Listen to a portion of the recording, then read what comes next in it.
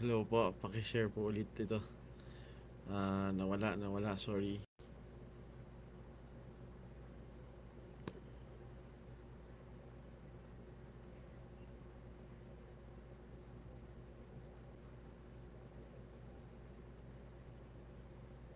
Sorry po.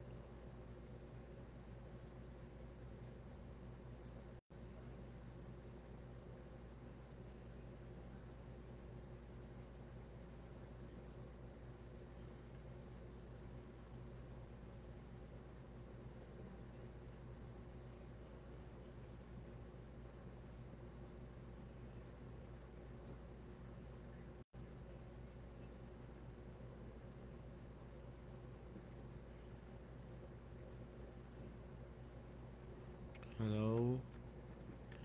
Wait lang po, Sister Grace.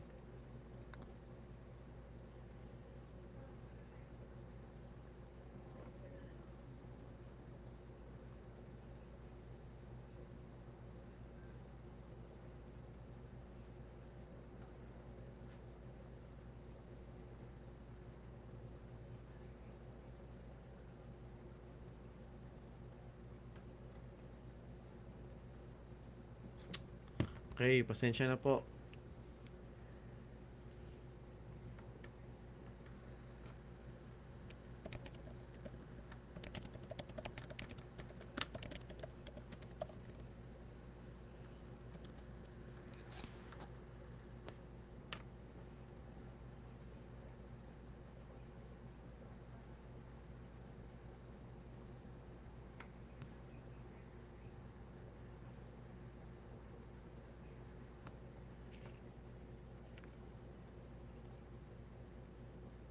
Ayan, okay. Magandang gabi po sa ating lahat at hindi ko po alam kasi na kapag in-stop yung screen share ay may end din pala yung live. So sana po ay narinig ako. Good morning po. Good evening po sa bawat isa. Check ko lang yung aking sound kung narinig ako. Wait lang po ah. Ganito po talaga kapag una. Siguro narinig naman ako. Yun pala yung live. So sana po ay narinig ako. Ayan na po. Okay na, narinig po ako. Magandang gabi po sa ating lahat at umpisahan po natin ang ating devotion sa panalangin. Let's pray. Our Father God in heaven, we thank you so much for this day. Nagdaan po ang araw po ng Miyerkules at kami po ay maraming nagawa. Medyo kami pagod o ano pa man. Ngunit nagpapasalamat po kami sa inyong biyaya, Ama, na narito po kami malakas at nakakapagpahinga at kami po ay nasa mabuting lagay bagamat meron pong mga paparating na masamang panahon. Salamat po at may pagkakataon kaming magbulay ng iyong salita. Dalain ko po na pagpalain niyo po kami na makikinig ng iyong salita at sa mga magre-replay din po ng video na ito, gamitin niyo po itong pagpapala. At ang banal na Espiritu po ang siyang mauna sa amin. Ito po ang dalangin namin sa pangalan ng Panginoon Jesus. Amen. Muli po, good evening sa bawat isa. Yan, kasama natin kanina at hanggang ngayon si Sister Sharon, si Brother Andy, Sister May, good evening. Ayan, si Sister Mary Grace, Sister Ria, at ayan, si nakita ko din kanina si sino ba ba yung nakita ko? Okay po. Ayan, magandang gabi po sa ating lahat at kanina kasi akala ko kapag in-end yung share screen, mababalik sa home yung pala ma-end na rin pala yung live. So first time nangyari po sa akin yun kasi ngayon lang ako gumagamit ng Facebook direktang nagla-live. Before po meron akong ibang mga ginagamit na platform. Bagamat ganun, magpapatuloy po tayo. So ipagpapatuloy po natin yung pag-aaral po natin sa Psalms 1 na tayo po ay nasa verse number 4 to verse number 6 na. So hayaan nyo po na basahin ko po ito. Psalms chapter 1 verse number 4, 5 and verse number 6. Ito po ang sabi ng salita ng Diyos. The ungodly are not so, but are like the chaff which the wind driveth away. Therefore the ungodly shall not stand in the judgment, nor sinners in the congregation of the righteous. For the Lord knoweth the way of the righteous, but the way of the ungodly shall perish. Last time po, pinag-usapan po natin yung karakteristik ng isang righteous, ng isang blessed, na isang happy, ng isang kontento sa buhay. At ito po ay siya ay blessed is the man that walketh not in the counsel of the ungodly, nor stand in the way of these sinners, nor sitteth in the seat of the scornful. Ibang-iba po siya sa... Wait lang, saan ba ako naka-live? Parang merong ibang nag-views. Okay. Naka-live ako sa Facebook. Okay. So, di ko alam. Bale, papatuloy po tayo. Ibang-iba po siya sa gawi ng ang mga wicked, unrighteous, mga hindi mananampalataya. Sila po ay ibang-iba sa mga righteous na inexplain po sa verse number 1, verse number 2, and verse number 3. Ngayon po ay nasa verse number 4, verse number 5, verse number 6. So, pinapakita dito yung pagkakaiba ng righteous, ng happy man, or ng blessed, or ng contento. That's the idea of blessed on that word. At verse number 4, verse 5, and verse number 6, ano naman po yung karakteristik ng ungodly, sinners, and wicked? So tayo po ay, were once, nung hindi pa tayo nakakilala sa Panginoon, tayo din ay wicked, sinners, ungodly, namatay sa atin ng Panginoon, kaya tayo ngayon ay justified. Tayo ay ngayon ay makaligtas na. And one of the characteristic of ungodly in verse number 4 is he is very contrast from the godly. The ungodly is very different from the godly. Look at verse number 4. The ungodly are not so. Parang sa madaling salita, hindi ganito yung mga ungodly. Hindi ganito yung mga sinners. Hindi ganito yung mga wicked. O sa madaling salita, hindi ganito yung mga hindi nananampalataya sa Panginoon. Hindi ganito yung mga kontento. Hindi ganito yung mga blessed. Hindi ganito yung mga happy man. Ibang-iba sila. Inihantulad sila sa sa isang ipa, but are like the shaft which the wind driveth away. Ano pong ibig sabihin nito? Yung mga easygoing, yung nadadala lang ng panahon, nadadala ng pagkakataon, nadadala ng uso, yun nga, easygoing. So, tayo po, bilang isang mga Kristiyano, meron tayong conviction, meron tayong standard, meron dapat tayong paninindigan. Hindi tayo katulad ng mga hindi mananampalataya. Tayo ngayon mga niligtas ng Panginoon. Now, in Ephesians chapter 2, makikita natin doon na ganun din tayo dati. Tinawag tayong children of disobedience, children of wrath. Diba, lumalakad tayo, sinusunod natin yung desire of the flesh. Hindi na yung temptations before tayo i-tempt. Hindi na tayo kailangan mas lalo pang i-tempt, kundi nag-give in agad tayo sa temptation. And then our father is the one, Satan, who is the liar. So, but nung nakakilala tayo sa Panginoon, hindi na dapat tayo maging ganito. Again, the idea of blessed is happy, kontento, tayo yung mga iniligtas ng Panginoon. And another one, not only that, hindi lang siya very contrast sa godly, o para siyang ipa, easygoing, walang conviction. Ang mga ungodly, sinners, wicked, but then again, before, ganito din tayo. Ngunit tayo ay binili na ng dugo ng ating Panginoon. The ungodly has no conviction. It's same with still in verse number 4, but are like the shaft which the wind driveth away. And in verse number 5, the ungodly will be judged by the Lord. Look at verse number 5. Therefore, the ungodly shall not stand in the judgment.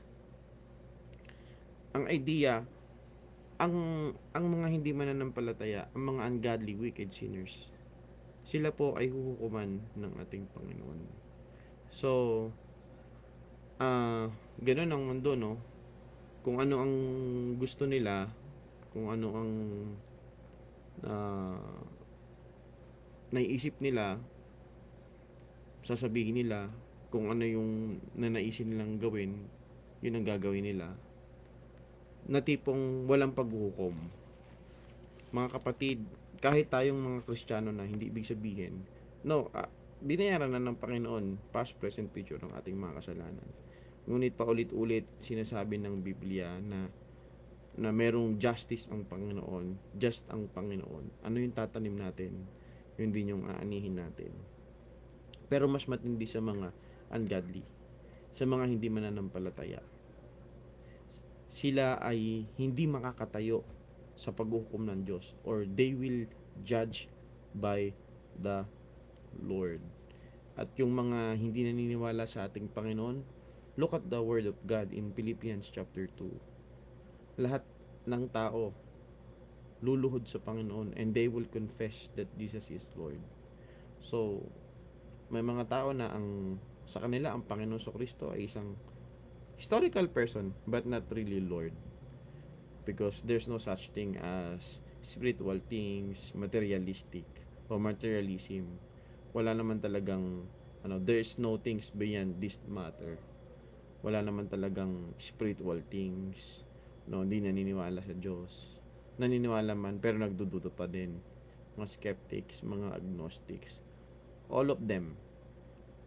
Or ginagawa pang katatawanan ng Christianity na parang nabubuhay tayo sa postmodernism na ginagawang katatawanan o irrational kapag ikaw ay isang Kristiyano. Irrational o hindi parang wala ka sa tamang pag-iisip. Naniniwala ka sa isang libro na wala namang katotohanan. Hindi po, mga kapatid.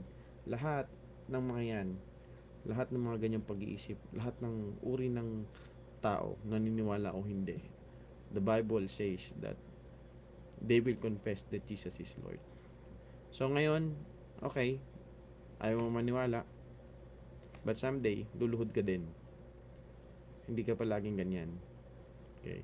But, hindi tayo naniniwala sa doktrina ng, yung meron doctrine ng second chances na parang, pag na-consume na lahat ng Panginoon yung plano niya sa Bible, new heaven and new earth, at merong mga taong they will cast into the lake of fire, someday they will perish there forever and ever.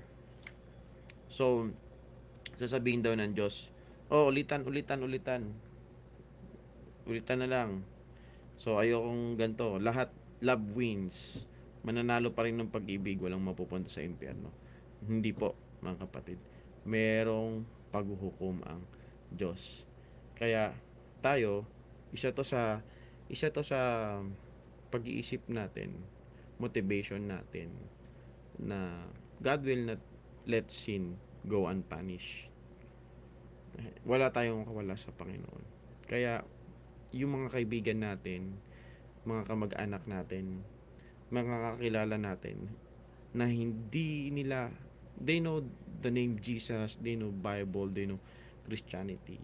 But when we say they need to believe the Lord in their heart, kardia, di ba? You're not just the pumping heart, but our inner self, the whole you, they need to believe in the Lord Jesus Christ.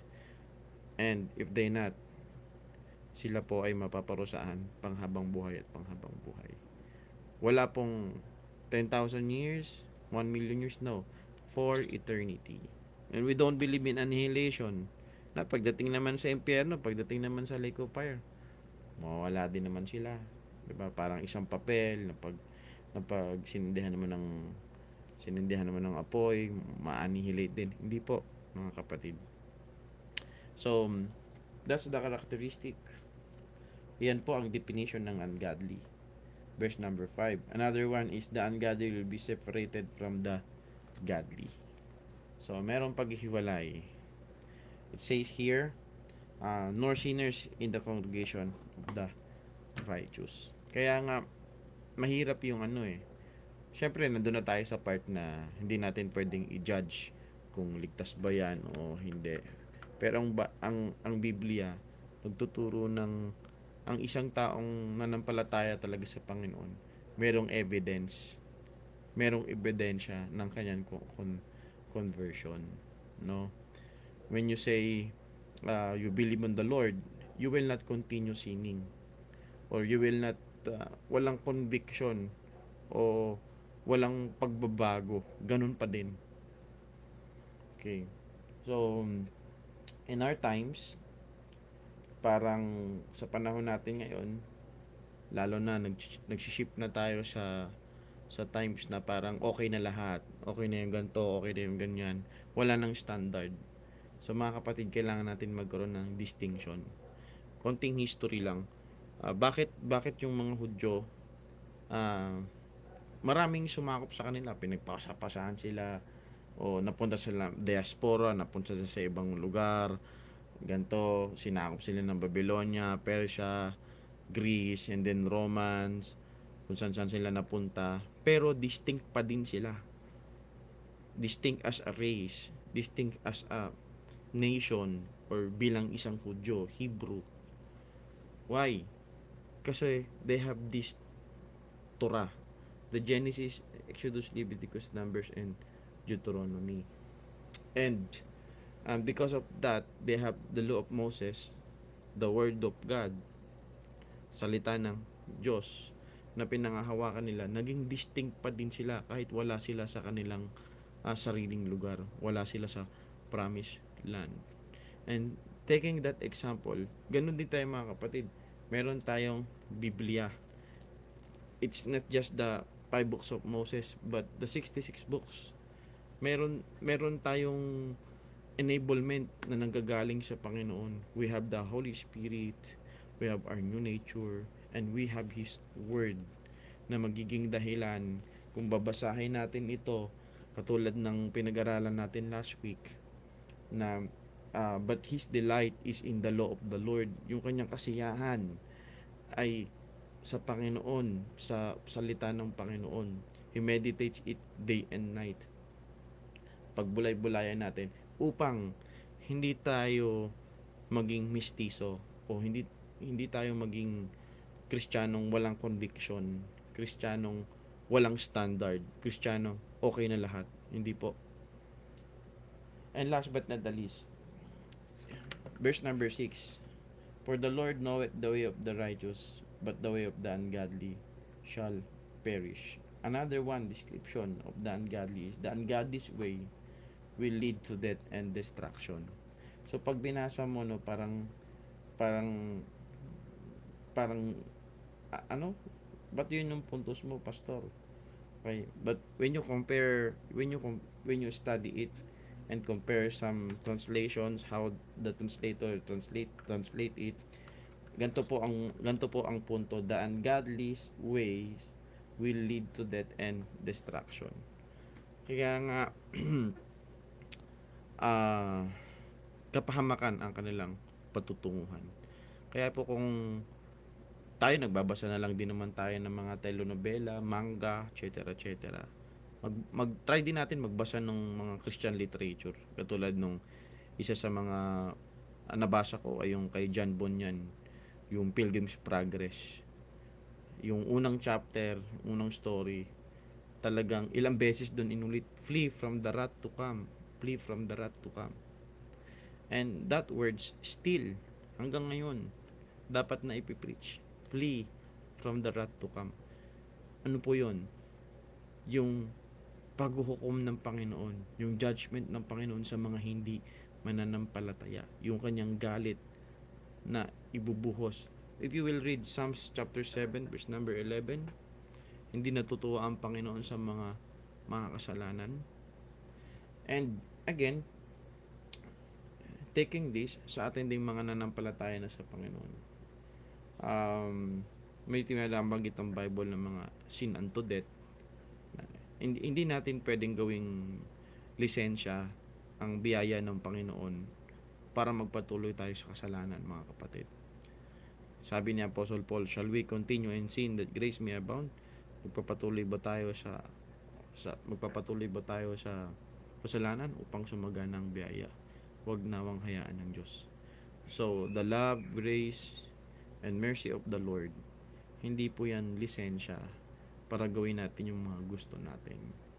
Okay, you believe the Lord, you know that you have relationship with the Lord, but still, you have that old nature na, opo, may movie po. Mayroon ding movie yan eh. Pero yung book, mas detalye sa book, Sister PB. Good evening po. Okay, so, ayun po. No, wag nating gamitin yung kabaitan ng Panginoon. Kaya, naalala ko yung illustration ng teacher ko. Sabi niya, pag binigyan ba kita ng hamburger, anong ibabalik mo sa akin? Sasampalin mo ba ako? Susuntukin mo ako? Ginawan tayo ng Diyos ng kabutihan. Ang ibabalik ba natin sa Kanya? Kasamaan? Yung mga attitude, minsan kasi tayong mga Kristiyano na, okay, sa heaven naman ako mapupunta. Kahit wala na akong reward, gagawin ko yung gusto ko. So, napaka-delikadong thoughts nun. Diba? I don't need reward. Sige, kayo na lang maglingkod kay Lord. We have the Holy Spirit. So, kung may ganun man tayong pag-iisip, ihingi natin ng tawad sa Panginoon. Hindi yun gusto ng Panginoon.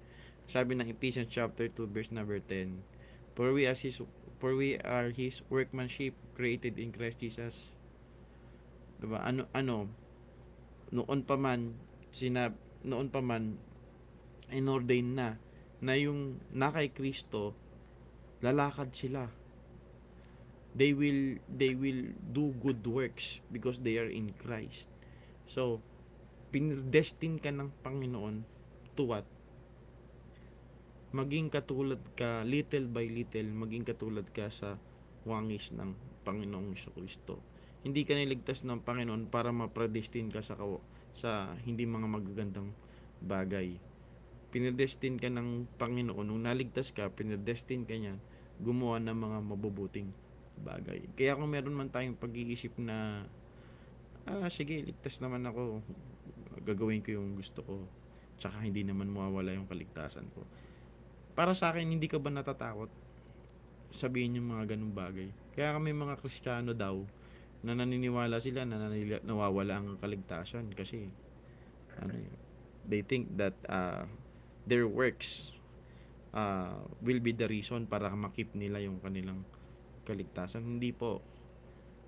Kasi isa sa mga sasabihin nila kasi baka yung mga Kristiyano magwalwal kung ano yung gagawin na lang nila, ganyan.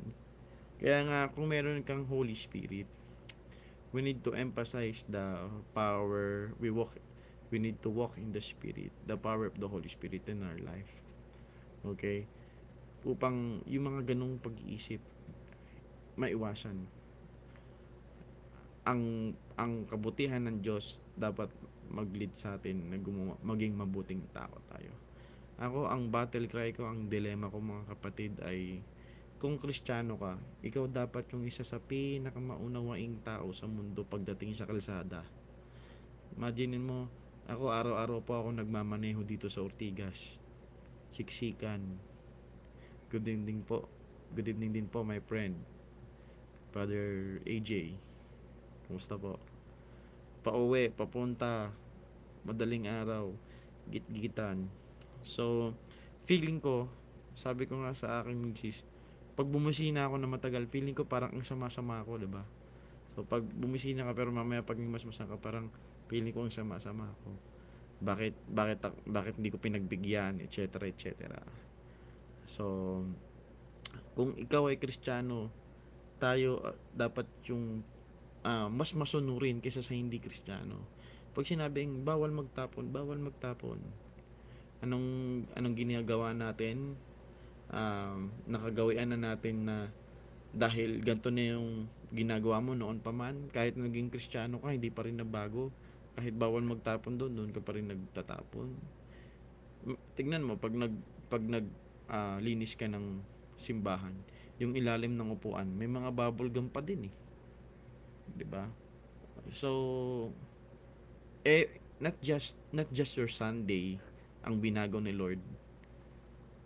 Kasi nung hindi pa tayo Kristiyano, Naging Kristiyano tayo, lagi na tayo nasa simbahan.